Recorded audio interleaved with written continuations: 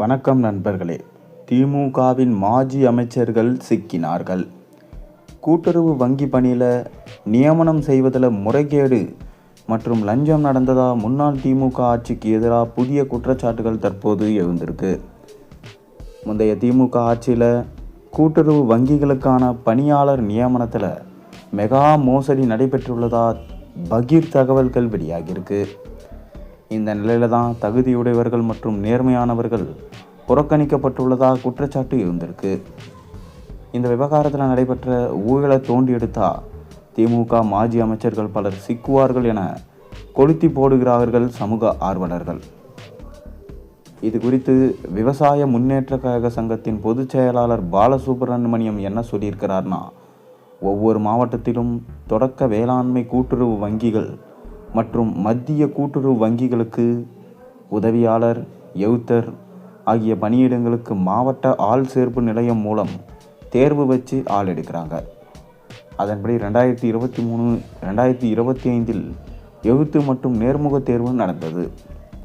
தமிழகம் முழுக்க சரியான முறையில் தேர்வை அணுகியவர்களுக்கு வேலை கிடைக்கல. மாறா 7 லட்சம் வரை லஞ்சமாக கொடுத்தவர்களுக்கே வேலை கிடைச்சிருக்கு. எனது மாவட்டமான நாமக்கல்ல 2023 நடந்த தேர்தலில் 1256 பேரும், 2025 1255 பேரும் பங்கேற்றாங்க. இவ்விரு தேர்விலையும் கிட்டத்தட்ட 19லிருந்து 10.45% பேர் தான் தேர்ச்சி பெற்றிருக்கிறாங்க. அதன் பிறகு 3 பேர் கொண்ட குழு நேர்முக தேர்வு நடத்தி ஆட்களை வேலைக்கு எடுத்தது. இது குறித்து தேர்வில் என்ன கேள்வி கேட்டாங்க, தேர்வாளர்கள் என்ன பதில் சொன்னாங்க என்று RTIல கேட்டேன். அதற்கு கேள்வி பதில்களை எல்லாம் நாங்கள் பதிவு செய்வதில்லை அப்படின்னு தான் பதில் வந்தது. இந்த மாவட்டத்தில் மட்டுமல்ல, மாநிலம் முழுவதும் எந்த மாவட்டத்திலும் அலுவலக கோப்புகளை பதிவு செய்வதில்லை என்றே சொல்கிறாங்க. ஆக கேள்வியும் கேட்கலை, பதிலும் சொல்லலை. பிறகு எப்படி தேர்வானவர்களுக்கு மார்க் போட்டு செலக்ட் செஞ்சீங்க என்றதற்கு அந்த அதிகாரிகளிடம் பதில் இல்லை. ஒவ்வொருவரிடமும் 3 முதல் 7 பணி நியமனம் நடைபெற்றிருக்கிறது. லஞ்சம் வரை வாங்கி கொண்டு தான் இந்த ஊழலுக்கான நேர்முக தேர்வு டிராமா நடைபெற்றிருக்கு. வேலை கிடைக்கும் என்ற நம்பிக்கையில் கஷ்டப்பட்டு படித்தவர்களை முந்தைய திமுக அரசு மோசடி செஞ்சு ஏமாந்திருக்கு.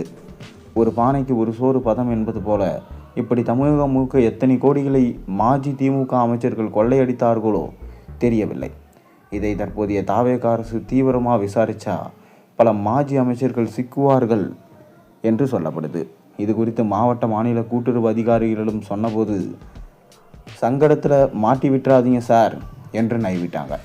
அதிமுகவும் சரி, திமுகவும் சரி, 2 பேருமே லட்சங்களை பெற்ற பிறகே வேலை கொடுத்தாங்க. தேர்வு என்பதே கண் துடைப்பு தான். எழுத்து தேர்வை மேற்பார்வையிட்ட அதிகாரிகள் திமுக மாஜி அமைச்சர்களுக்கு தற்போது நேரம் சரியில்லையோ